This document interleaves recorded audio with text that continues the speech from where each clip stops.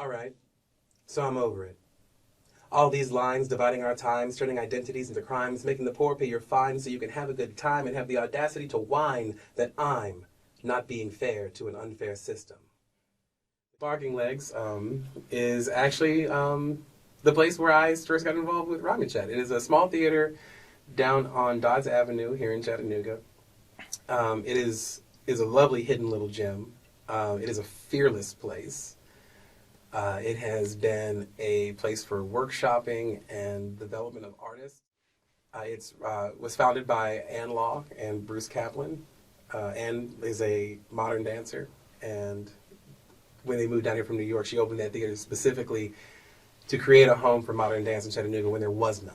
Like there really wasn't. There were modern dancers in the area. There just wasn't like a place for them to perform and work together.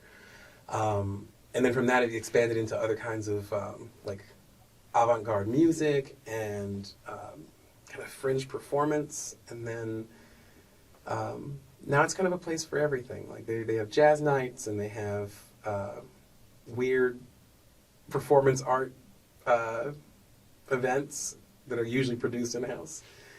And I worked there for a few years.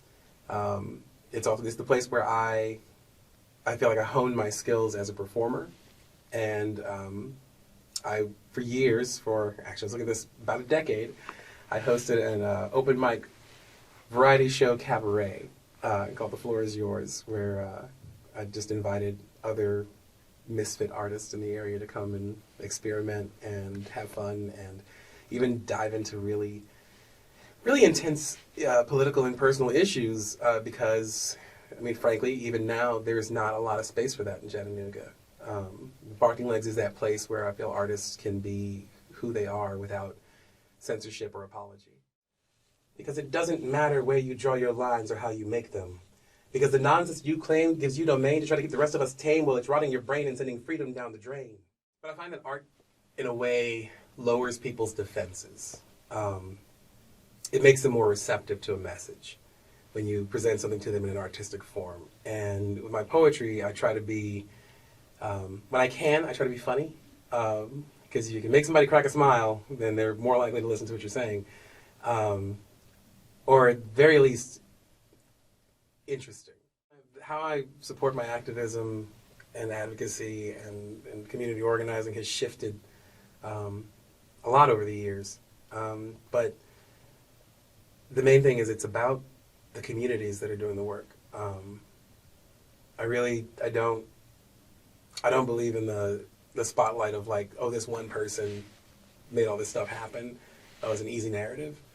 And also most of the folks who are in those spotlights would tell you the same thing, is that it's really anywhere from dozens to hundreds or thousands of people who make the work possible. It's just everybody has their role, and I feel like my role has been mostly writing poetry and performing about it, or writing about it. Honestly, that's a lot of what I do, is just helping to get the message out, and rouse the rabble a wee bit, as it were. Most of my activism over the years has been within the LGBT community and for the LGBT community. I have done some work here and there over the years with like Concerned Citizens for Justice, with their efforts for racial equity and justice. Obviously, it's in the name. But I kind of at times have referred to myself as a social justice mercenary. Like I kind of hop around and whenever I can lend my time and resources to people, I'll help. Whether it's just spreading the word about petitions or helping to organize around protests. And then in my time at MTV, as I mentioned, I was their social justice, one of their social justice writers. And in that role, I used the platform that I had access to kind of elevate work that was being done around the country, to put spotlights on grassroots activism, to try to teach the public about like how organizing and activism is about 2% what you see on the news, and that might be a little generous, but the bulk of it happens in small rooms, in churches, on college campuses. It's a lot of unfriendly, thankless work, but the results are spectacular when it's done well.